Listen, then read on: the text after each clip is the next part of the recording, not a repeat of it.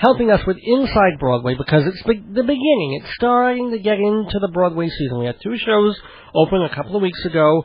Still a little quiet, but then, boom.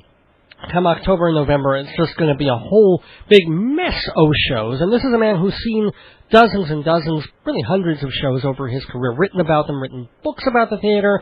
He has a column for Theater Mania, and I believe he was also the head of the drama desk for a couple of years. Tell him about the book about for the kids. Well, it's not just for the kids. It was a book for people who want to put on major musicals in their smaller communities. Like called Let's Put On a Show or something. Yeah, hey, let's put on a musical. Peter Filichia is on the line with us. Am I right, Peter? Yeah, Let's Put On a Musical, in fact, is what it's called. The new edition comes out next year, so keep an eye out for that. Okay, if you can just talk a little bit louder, Peter, sure. or closer to the mic. Yeah, or okay. The phone. Scream out loud. Scream okay, out and so I shall. Oh, that's Peter. How many people are in Seesaw? Quick. 37. Really? Yeah, any kid knows that. 2 for the Seesaw, only 2. Go on. Wait, how many are in 9? 47. So, how you guys doing? Do you really know all these by heart? Of course. Fiddler on the Roof. This is what they teach in school. Fiddler on the Roof. That. 52. See how the numbers have come down over the years? Yeah. Well, the recent Fiddler on the Roof had probably 47 or something. And then I thought it was that many. Here's a tough one. Yeah. Sweeney Todd. Don't you realize that I have no idea what these numbers are? I really believe it, huh? How many instruments in Most Happy Fellow? 1! And how many in the Fantastics? 1. Maybe well, actually, it's interesting. There are 8, but there were originally 9 when the show opened in 1960, but they had so little money, they decided to have 2 people play one role. So it's very nice to see the Fantastics again on Broadway, so to speak. Well, yeah. But how is the version? I haven't seen the new one. The Dr. Pepper Theater? Or? It's a Snapple Theater. Snapple Theater. Yeah, that's very painful to see. Whenever I keep my records at home of where I see things, for the last few years I've been able to put down American for American Airlines Theater, but with Snapple, there's no way around it. I had to put down Snapple. Production is very good. It's a lot of fun to see Tom Jones play the old actor. He played it in 1960 when they were, again, hard up for money, so he took up the part then. And but now he really is an old actor after all.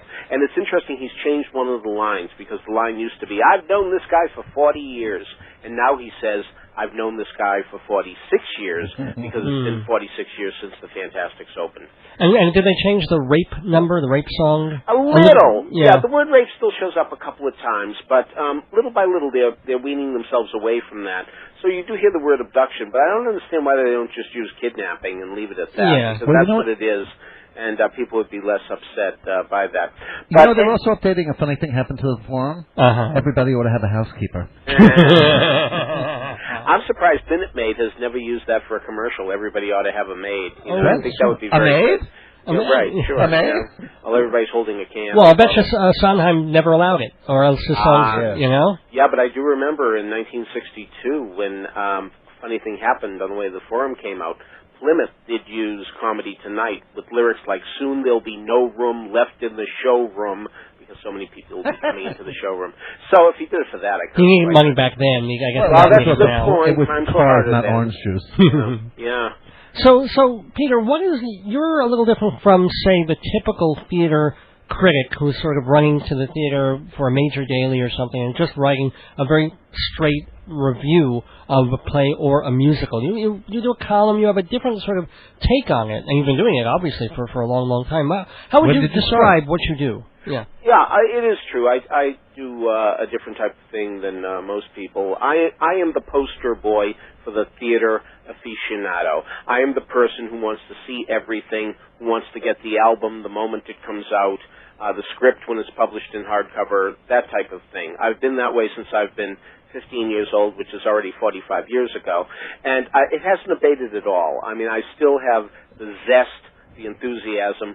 I'm never tired of going to the theater, even if it's a show I've seen dozens of times. I'm interested to see what's going to happen this time. So as a result, that's what my column is. It's for the hardcore musical theater enthusiast. And by the way, I absolutely agree with you, Peter. I don't know why people see movies over and over. They're never going to change, but a play has different casts. Sure. And you never know if something's going to drop. It's live. Yeah, but a movie you can watch in your living room.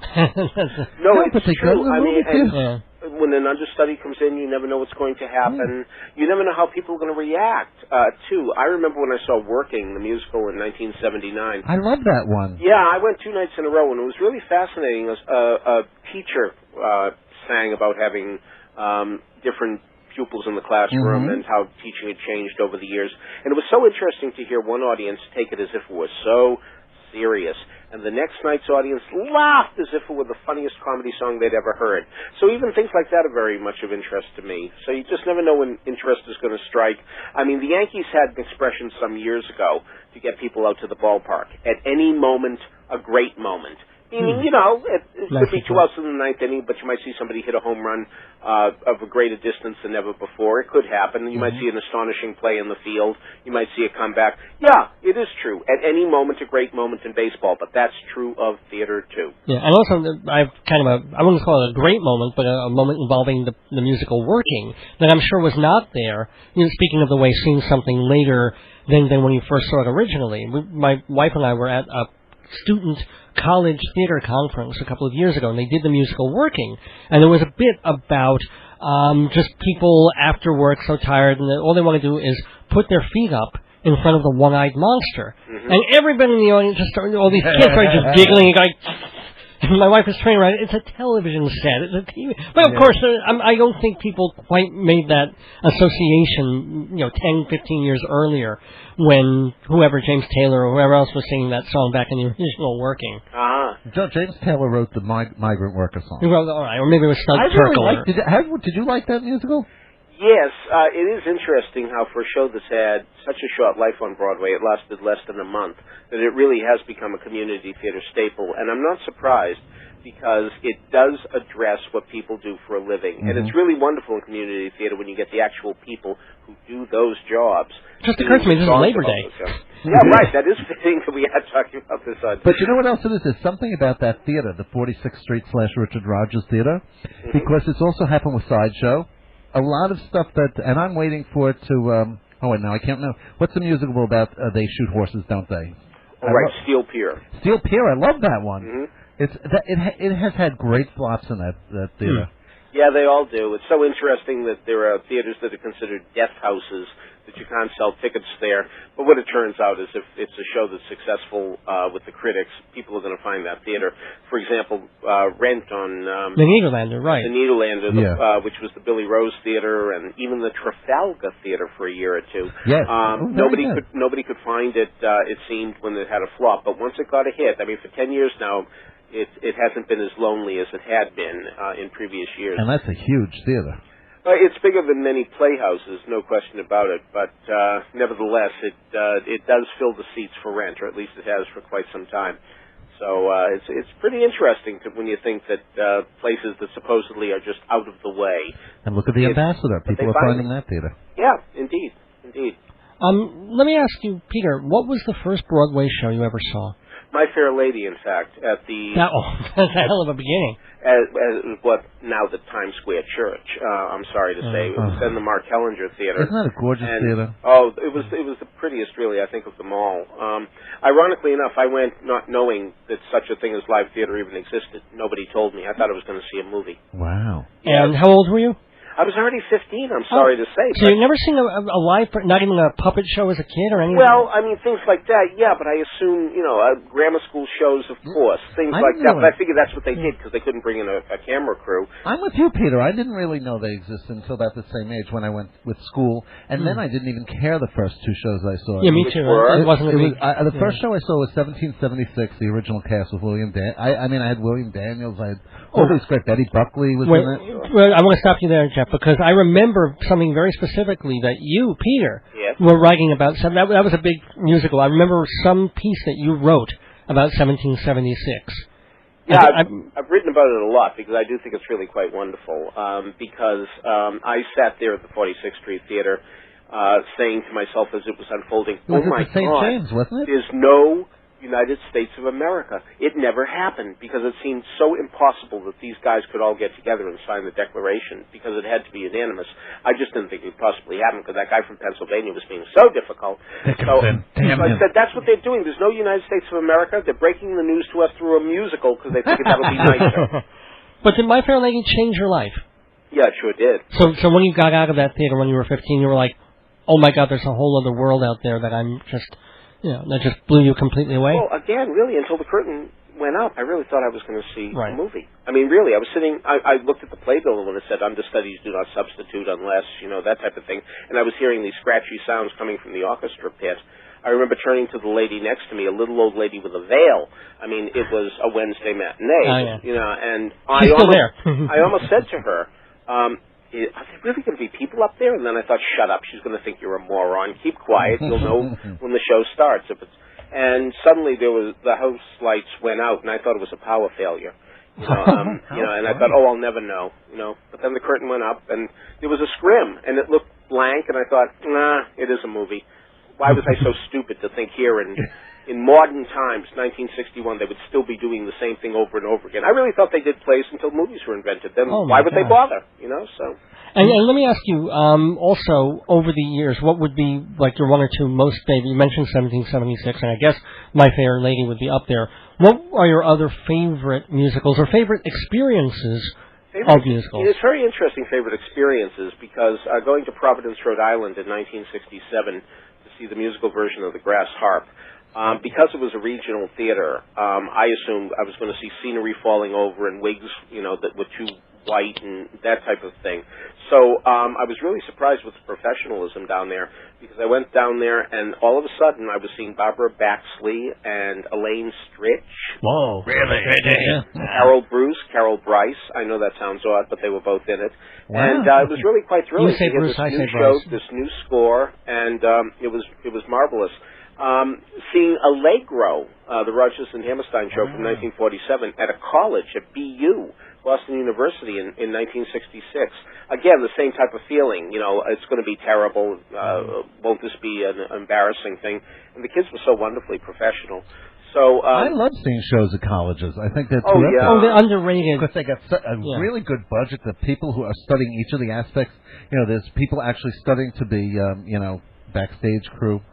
Well, yeah, even now in high schools, the amount of money that they're throwing at musicals in some of these places and the competence level depends on the high school. It does, but I have seen some marvelous things here and there. And what is the worst theater experience? Everybody loves to hear that. What's the worst theater experience? It could be a play also, if not a musical. Well, it's interesting because most everybody mentions Moose Murders at this point, and I have to say that I only lasted 11 minutes at Moose Murders. Did you really? How could you know after 11? Do you regret actually not staying there? Yeah, of course I regret leaving. Who did you see it was just I had come back from a long trip. It was my first night in. I got in late with the plane. I went to the theater, and it was just so awful that I just thought, And who was in it? Was Eve Arden in it, or did she? No, I can't say. Eve Arden, I think, only did one performance. No, it was Holland Taylor by the time I got to it. Oh my gosh! So, did you see a musical by any chance called The News? Oh yeah, twice in fact. Really? Yeah, only because somebody gave me free tickets at the beginning and at the end, and I thought, okay, let's see if they change it. You know what it is, Peter? I am the news, you are the news, we are the news. I like the cast of characters. I wonder who were the killer. Could it be the character called The Killer? I only remember a song called "Give Me the Money, Give Me the Money, Give Me the Money, Give Me the Money, Give Me the Dough." I mean, so that. But you were saying that Moose Murders was not the okay. I have to remind you of that hands down had the worst lyrics of any show on Broadway. You don't get any argument from me. Yeah, because when the killer who actually commits suicide in the show, and Jeff Conaway, who I think was drunk at the time, because I was really close, and he had real bloodshot eyes. He sings the following lyrics. He says, maybe he misremembered the lyrics, but yeah. No, it was blood stains and brain tissue splattered her dress. I mean, it really, I swear to God, that's dress rhymes with a lot of things. So, no, but it was blood. Tissue would have been cleverer. Blood stains and brain. Well, that's sort of a Sondheim-esque line. And then that season also sprouted out the lovely musical Marlowe. Yeah, Marlowe's very famous. Isn't that hilarious? When Lisa Mondante, of all people, Chita Rivera's daughter. Sure. And he dies, Christopher Marlowe dies, and she 5 seconds later goes, I miss him already. And meanwhile, he's just ascended. They've just pulled him up on strings. Oh, God. And do you remember when Sure. Queen Victoria sang Rockin' the Boat? That had the best no. Queen Victoria was singing Rock the Boat, Rockin' the Boat, Rockin' the Boat. Oh. Don't let those That was the one, iconoclasts in fact. keep rocking the boat. I never thought they'd ever get the word iconoclast in a music in a song. That is the song, by the way, that Ken Mandelbaum says really thought he would be asked to leave the theater. He was laughing at it so hard in the worst possible way that he really felt that his moments were numbered. It was hilarious. But was Marlowe your worst experience, or what was even worse than Marlowe or Moose Murders, Peter Filichia? Wow. Oh, boy, the worst. No. Isn't it interesting? I can think of the best, but I have no luck really thinking of the worst. Do patent leather shoes really reflect up? I'm sure they had not so good stuff hot. in Not it. so hot, but I wouldn't put it among the all-time disgraces. But I feel like I really am honor-bound to come up with something here. You know? Carrie the musical? Mm-hmm. What was that? Carrie. Carrie, the Carrie, night I went to probably Carrie. had stuff, yeah. Carrie, I thought Carrie was going to be a hit, actually. I didn't think it would get the critics, but I did think it was going to be a popular success.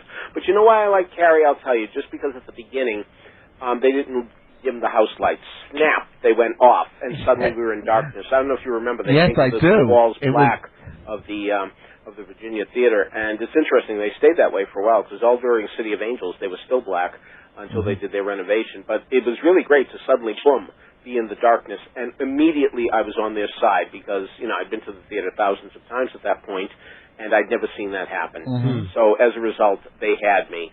And some of the music's quite wonderful, so I'm very sorry that it has this reputation as the all-time dog, because it really isn't. No, it wasn't. It's a one-night hit. One night, flop, basically. Yeah, but, there's probably more craft to it. Than Carrie was pretty good. How about Frankenstein the musical? Remember that one? Oh, the one that was off Broadway?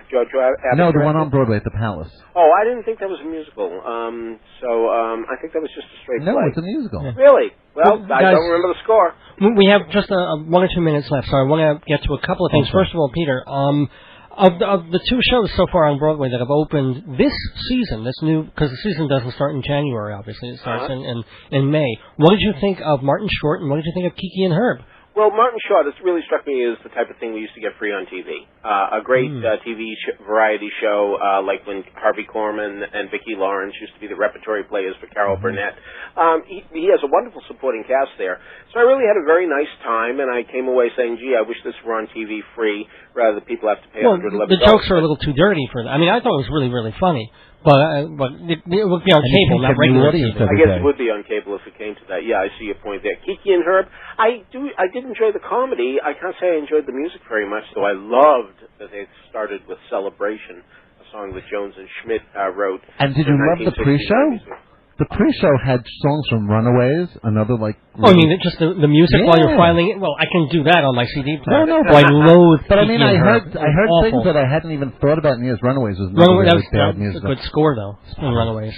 Well, I can understand why anybody would not think of Runaway for years, but that's another listen to the CD again, Peter. There's some great songs. Really? Yeah, it's some really wonderful material. Better than I remembered, huh? I never saw the show. I just know from the CD. And Peter, what are you looking forward to as far as what's coming up this season, musically or otherwise, on Broadway? Well, of course, let's see what company looks like with this people playing the instruments. That could be good, that could be bad. I certainly want to see High Fidelity. It's very nice that Amanda Green is going to be at the same theater, her lyrics anyway, where her father's lyrics were heard in On the Town, and her mother appeared in that show, Phyllis Newman. So I think that'll be nice. So I'm looking forward to the Tom Stoppard plays. He always gets more difficult as time goes on, but I'm certainly game to see those 3 plays. I think that should be the Coast of Utopia.